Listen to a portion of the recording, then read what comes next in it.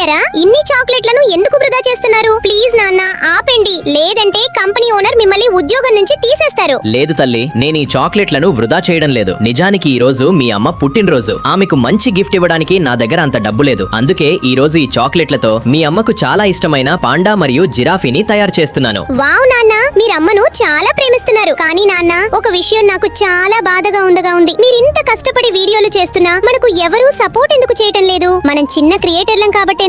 లేదు తల్లి, అలాంటిదేమీ కాదు. నువ్వు చూడు, మన కష్టం వృధా కాదు. మంచి పిల్లలు తప్పకుండా లైక్ చేసి సబ్స్క్రైబ్ చేస్తారు. కానీ నాన్న, ఈ పిల్లలకు ఇవన్నీ చేయటం తెలుసా? అవును తల్లి, ఈ పిల్లలు చాలా తెలివైన వాళ్ళు, మంచి మనసున్న వాళ్ళు. నువ్వు చూడు, మంచి మరియు తెలివైన పిల్లలు తప్పకుండా ఈ వీడియోను లైక్ చేస్తారు, ఛానల్ సబ్స్క్రైబ్ చేస్తారు, కామెంట్ లో తమ ప్రియమైన అమ్మ దీర్ఘాయుష్ కోసం ఒక ఎర్ర హార్ట్ కామెంట్ చేస్తారు. ఇంకా చూడు తల్లి, గంటల తరబడి కష్టపడి చివరికి చాక్లెట్లతో చేసిన జిరాఫీ మరియు పాండా తయారయ్యాయి. అరే వావ్ నాన్న, ఇది చాలా బాగుంది.